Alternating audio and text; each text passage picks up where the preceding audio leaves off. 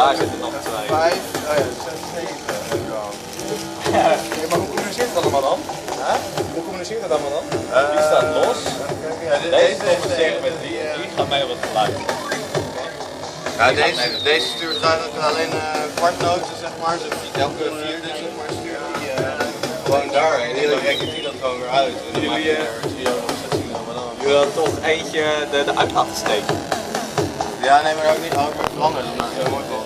Oké.